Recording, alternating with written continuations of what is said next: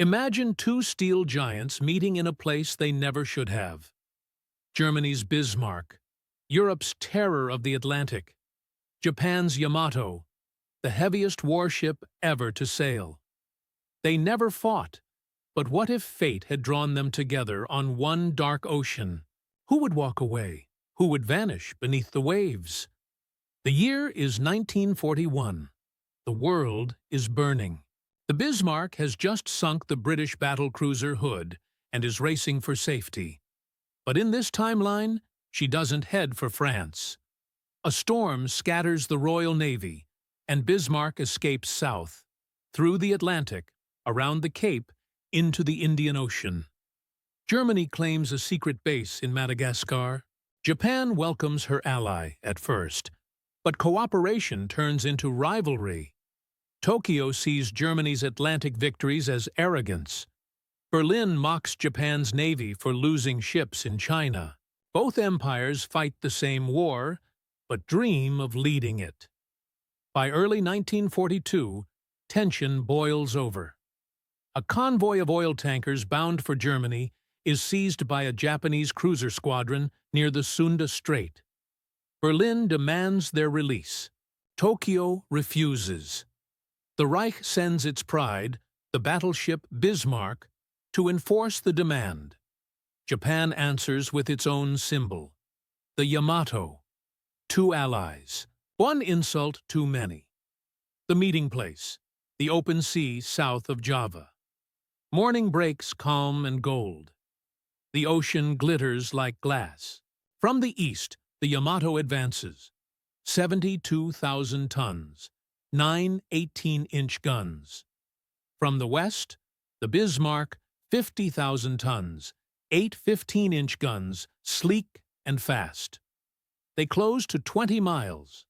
No warning shots, just silence, then thunder. Yamato fires first. Her 18-inch shells weigh 3,200 pounds and travel more than 26 miles. The sound rolls across the water like distant earthquakes. Huge geysers rise around Bismarck as the shells miss by seconds.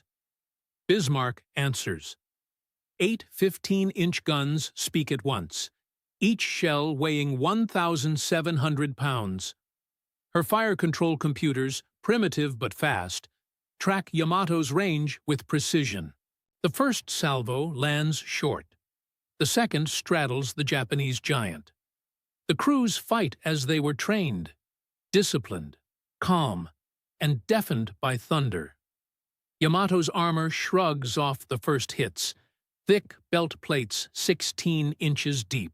Bismarck's hull shudders under near misses that lift her from the sea. Spray rains over her decks. The range closes to 18 miles, then 15. Yamato's superior armor and heavier guns begin to show.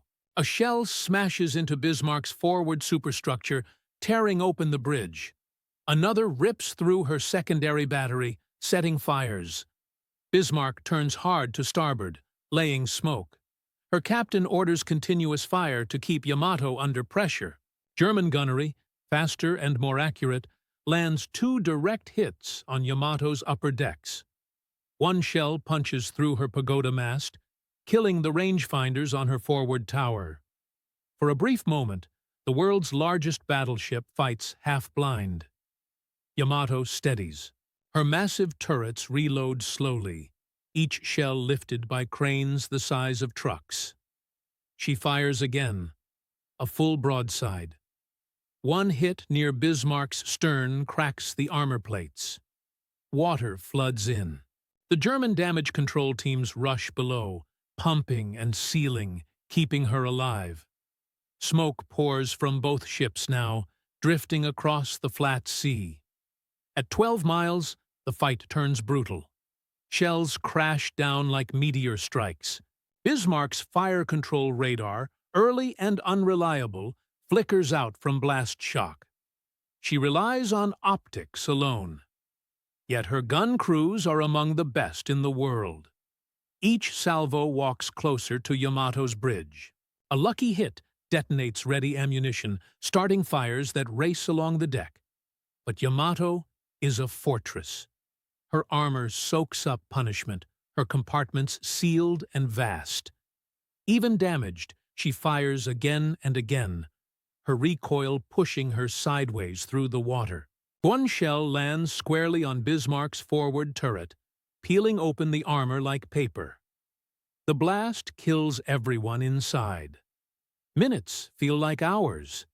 Each ship trades blows that could level a city. At 8 miles, the gunners can see each other's muzzle flashes through smoke and flame. The ocean boils around them. Then, at last, Bismarck's luck runs out. 2 shells strike in quick succession.